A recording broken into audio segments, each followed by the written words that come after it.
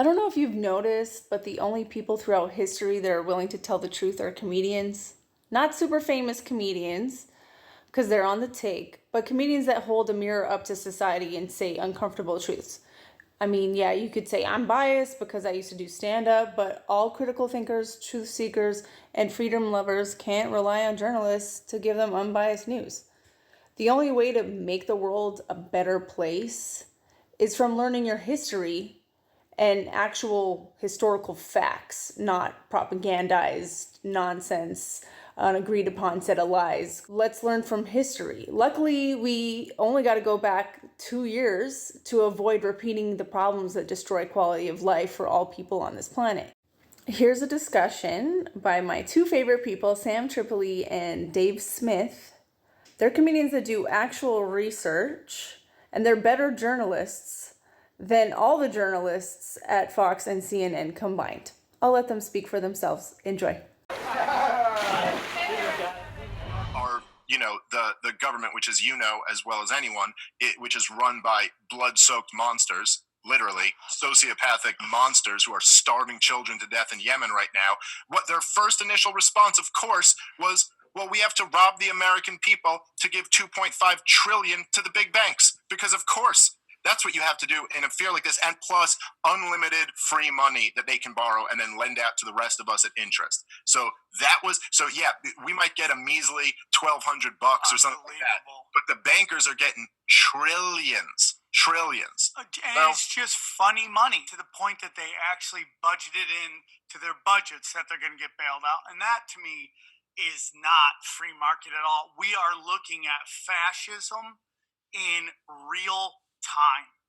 Yeah, I'm so glad you called it fascism, because that's really what it is. And the problem we have in America is that everybody on the right calls our government socialism, and everybody on the left calls our government capitalist. So, and you can kind of see on a level where there's some truth to it, right? So like somebody on the right could say, well, the government spends over $4 trillion a year. There's all these government programs. I mean, big government is socialism.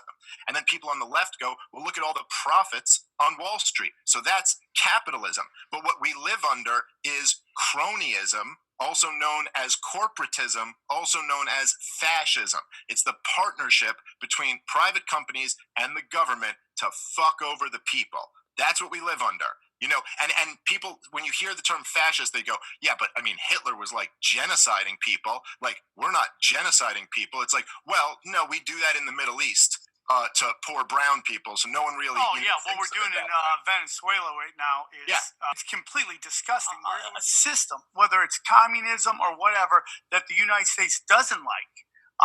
They just pound on you and they destroy you. So we have to hear these things about, this doesn't work, that doesn't work. No, dude, we are economic bullies. We're economic hitmen, dude.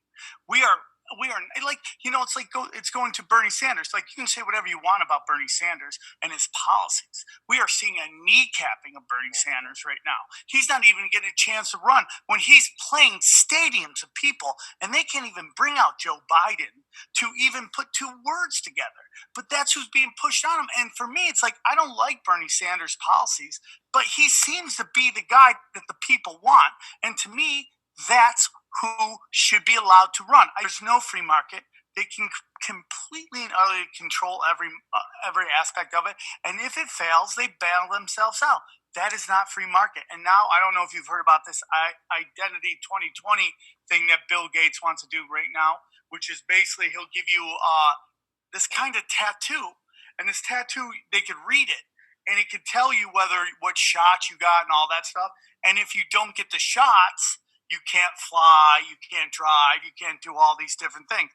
Again, that is fascism right there. And these blue checkmark idiots just can't stop singing about it. They'll be like, hey, fuck Nazis, but they'll wear a NASA shirt, which was founded by a Nazi, you know what I'm saying? Scream about communism, how much they love communism. But they don't realize, like, when you take away guns from people, which is like what they're trying to do right now, the first people who get marginalized are women, gays, ethnic minorities, all the people calling for guns to be taken away.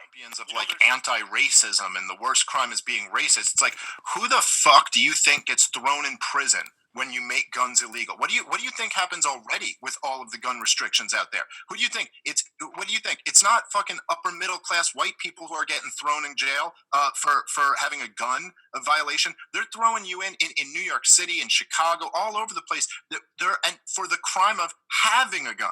Not hurting anybody or doing anything, for the crime of having a gun. Now, and who are the people who need it the most? Who are the people who live in the high crime neighborhoods? So it's just going to be another excuse for cops to go ahead and target minorities, to get more young black men thrown into fucking cages. We literally already have a bigger prison population than China, and their population is 3 times what ours is. So, I mean, it's like, and that's what they champion, and they're just the same bootlickers that every authoritarian regime has, throughout history. That's what these blue checkmark Hollywood people are.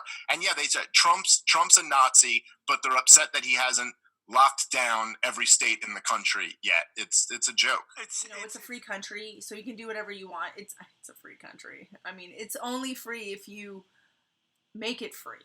So we're trying to get free.